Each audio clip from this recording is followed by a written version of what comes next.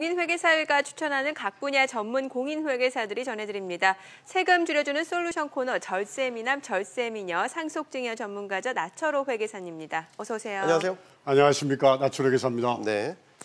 네, 오늘은 어떤 절세 솔루션을 제시해 줄지 먼저 주제부터 확인해 보도록 하죠. 여보, 어머님 장례 치르느라 고생 많았어요. 당신이 고생했지. 그런데 이게 뭐지? 상속세? 무슨 상속세요? 아버님 돌아가실 땐 세금 안 냈었잖아요. 그러게. 이번엔 왜 상속세를 신고한 거지? 아버님 돌아가시고 나서 어머님 재산이 늘어난 것도 없지 않아요? 그렇지. 이상하네. 뭐가 잘못된 건가? 누가 돌아가셨는지에 따라 세금이 달라질 수가 있는 건가요? 네, 웹툰 사례를 보면 아버님에 이어서 이제 어머님이 돌아가셨는데 상속재산은 변동이 없단 말이죠. 그런데 아버지가 돌아가실 때는 세금이 나오지 않았고 어머님이 돌아가신 경우에 세금이 지금 나왔단 말이죠. 왜 이런 일이 발생한 거죠? 그렇습니다. 그것은 바로 상속공제 차이 때문에 그렇습니다. 배우자가 있는 경우에는 최소 10억, 없는 경우에는 5억 공제가 가능한데 아버지가 돌아가셨을 때는 상속공제 10억이 되어서 세금이 안 나온 것이고 어머님이 돌아가셨을 때는 배우자 공제가 적용되지 않아 세금이 무려 9천만 원이 나온 것입니다. 그럼 배우자 공제가 지금 최소 5억 원이라고 하셨는데 최대 얼마까지 상속 공제가 가능한 거죠? 네, 최대 30억까지 가능한데 네. 요건이 있습니다. 상속재산의 배우자 법적 지분 3.5분의 1.5만큼 공제가 가능한데 네. 최대 30억을 공제를 받기 위해서는 상속재산이 최소 70억 이상이어야지 가능하겠습니다. 그러니까 배우자 공제가 최대 30억 원까지 가능하지만 충족 요건이 돼야지 공제가 가능하다. 그렇습니다. 얘기군요. 그렇다면 배우자 공제를 극대화하려면 네. 최대한 많이 받으려면 어떻게 해야 됩니까? 최소한 상속재산의 배우자 법적 지분만큼 배우자에게 상속해 주는 것이 배우자 공제를 극대화하는 것입니다. 배우자 공제를 극대화하는 것이 상속세의 기본적인 절세 전략이 되겠습니다. 그렇군요. 그럼 만약에 배우자나 부모로부터 그 생전에 증여를 받는 경우에는 공제액이 어떻게 되는 거죠? 네, 좋습니다. 10년 단위로 배우자 간에는 6억, 직계 조속인 아버지, 할아버지인 경우에 5천만 원, 네. 직계 비속인 경우에도 5천만 원, 기타 친족인 경우에는 1,000만 원이 가능하겠습니다. 만약 예를 들어서 부부가 50년을 같이 산다면 10년 단위로 6억, 곱하기 5, 30억까지는 증여세 없이 배우자에게 증여가 가능하겠습니다. 그렇군요.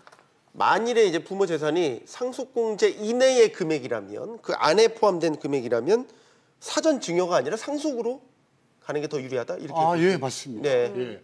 만약 호르몬이 전 재산이 5억이라면 사전 증여로 가야 됩니까? 상속으로 가야 됩니까?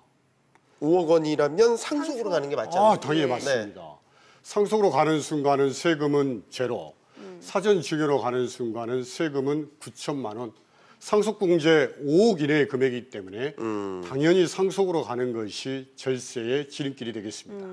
그러니까 상속재산이 배우자가 있는 경우에는 10억 원이고 배우자가 없는 경우는 5억 원이면은 이때는 무조건 이제 상속으로 가야 된다 이런 말씀을 주셨고 그렇습니다. 피상속인과 그 동거주택을 상속받는 경우도 있지 않습니까? 이 경우에 상속공제 혜택은 없나요? 동거주택 상속공제가 있습니다. 네. 상속인이 무주택자로서 피상속인과 하나의 주택에서 10년을 같이 살았다면 네. 무려 주택가액의 80%를 공제해주는 제도가 있습니다.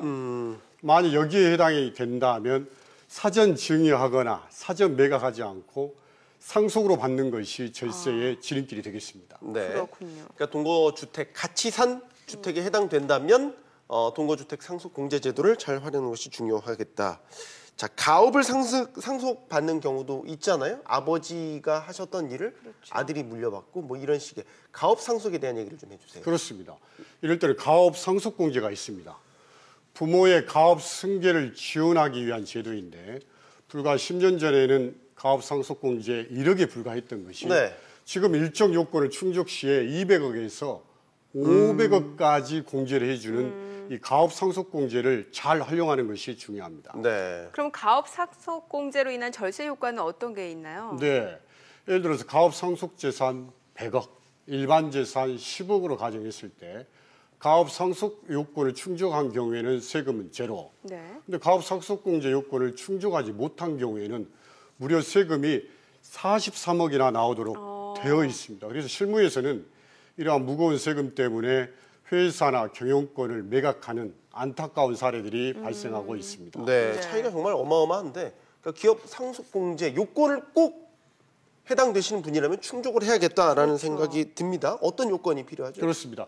요건 중에서 아주 기본적인 요건만 말씀드리면 첫째, 부친이 최소 10년 이상 경영한 중소기업이어야 되고 네. 둘째, 상속인은 만 18세 이상으로서 상속 개시 2년 전부터 가업에 종사해야 됩니다. 더욱 이 가업 상속공제는 10년간의 엄격한 사후관리를 요구하고 있어서 이를 이행하지 않는 경우에는 무거운 추징세액이 부과되도록 되어 있어서 10년간의 사후관리가 아주 중요하겠습니다. 네, 그러니까 기업 상속 공제 요건도 중요하지만 네. 사후 관리 역시 중요하다라는 점을 꼭 그렇습니다. 명심을 하셔야 될 것 같은데, 자, 각자 해당되는 상속 증여 공제를 미리 확인하는 것이 절세 그럼 지름길이겠네요. 그렇습니다.